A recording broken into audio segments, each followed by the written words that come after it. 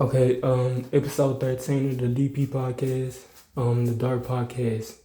Alright. Um yeah, when you gaze into the abyss gazes back into you, and when the abyss gazes back into you, you gaze back into the abyss. Alright, everything within the darkness must be shined on within the light within this podcast. Alright, so back to this is the third part of the sequel, the bonus sequel. Emphasis on the bonus of manipulation within this series. All right.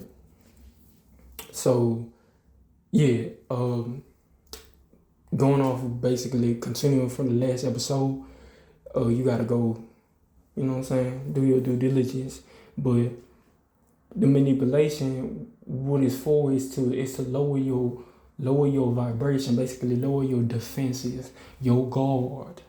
Okay, make you lay down your weapons. You know what I'm talking about? Not for you not to be using your knowledge, for you not to believe in yourself. Because when you don't believe in yourself, it's like you ain't even willing to look at the door. You ain't even willing to put the key inside the door. The key is your belief. Okay, the door is is basically your tuning, your tone. Okay, when you open the door, you go deeper. You start tuning in. You start connecting with yourself. Connecting with yourself is what the true is another word for love. Okay, it's not truly called love. They want you to believe it's called love. That's why I said love don't exist. Okay, love ain't real, dog. So what it is you connecting with yourself, and connecting with yourself is basically just attaching to yourself. Because the more attached you are, the higher your frequency, the deeper you tune in to yourself, the higher, the stronger your heartbeat and your heart rate. And it's not technically a higher heart rate, it's a deeper heart rate. Because the deeper your heart rate is, the more it basically an illumination, okay, an expression of how deeply in tune you are with your soul and spirits, and as well as your mind. So the deeper you are within your mind, which is the abyss, you begin to gaze back at you. You may well actually, yeah, you gaze back at you, and when you gaze back at you, you gaze into you. So when you gaze into the abyss gazes back at you. You dig? Okay. So when you gaze into your mind shows you who you truly are, anyways. And when you show who you truly are, everything that basically your presence alone begins to have all of the non-fallen spirits and entities, gods and goddesses, and your ancestors, and as well as which is the Almighty God. Those are your ancestors once again, and as well as the non-fallen demigods and demigoddesses. Now they want to work with you. Now they want to do shit for you. Now they want to, you know what I'm saying? They want to help you create your reality within the physical realm. Your self-image. Okay, so they want you basically create your image of yourself in the realm of light, realm of illumination, which once again you've been manipulated into believing is the physical realm. So, yeah. So when you're not connected with yourself, and you're not tuned deeply into yourself, deep enough into yourself, and you're not on that other side of the spectrum, okay, what happens is that those entities, demons, archons, principalities, which is just a cover-up name for what they truly are. Once again, go back to the previous episodes if you gotta, if you want the details on what they truly call. Once again, what they gain from that is that provocation, those what you believe to be called emotions, those feelings, those thoughts that aren't yours, that are provoked and by those emotions and invoked by them, okay, manipulating your essence, okay, your purity, your soul. They use that to allow themselves to access your vessel, so that way that they can begin to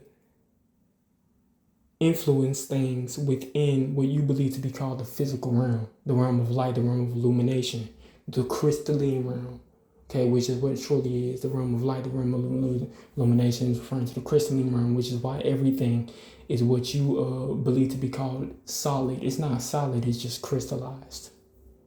Okay, that's why it's what you believe to be called tangible, okay, which is another word for just condensed matter. Okay, all right. So, anyways, that destruction magic is simply what they're using, which is what you call manipulation, dark manipulation.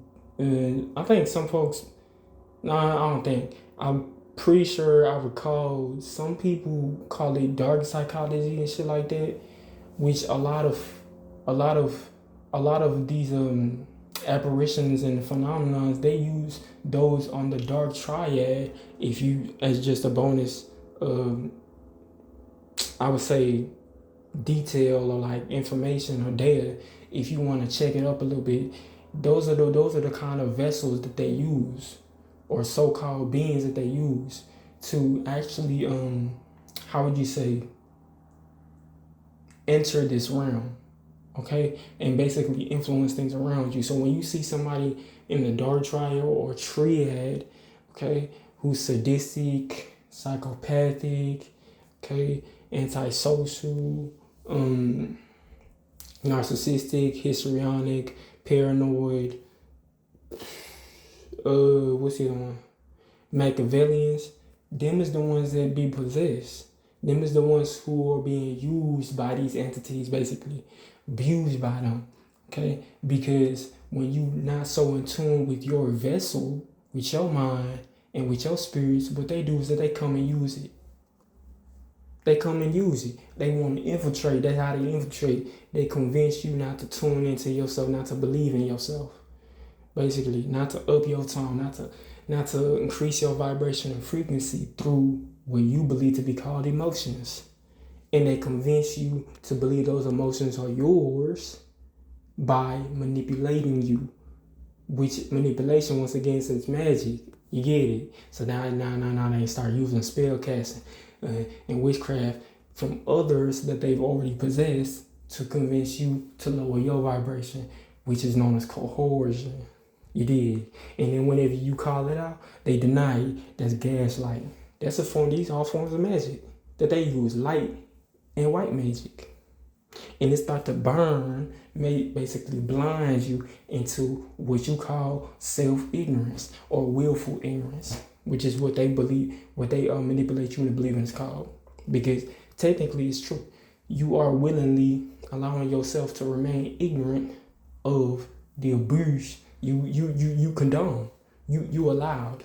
Okay, so when you allow all these abuse, recklessness, destructiveness, sabotage, victimization, you basically allowing them to manipulate you so that way you're easily able to be accessed. And it's not necessarily them doing that stuff, it's you doing that stuff, but they use your what you believe to be called your weaknesses as a they weaponize it so that way that they can access you, so that they can fulfill their desires, their interests, their intentions, okay, and their will, which they're not able to enact, basically move on or do without a soul, which they don't have. So they may have a mind and spirits, but they don't got no soul. And even if they do have a mind, their mind don't have a soul. So it's basically very what you believe to be called weak.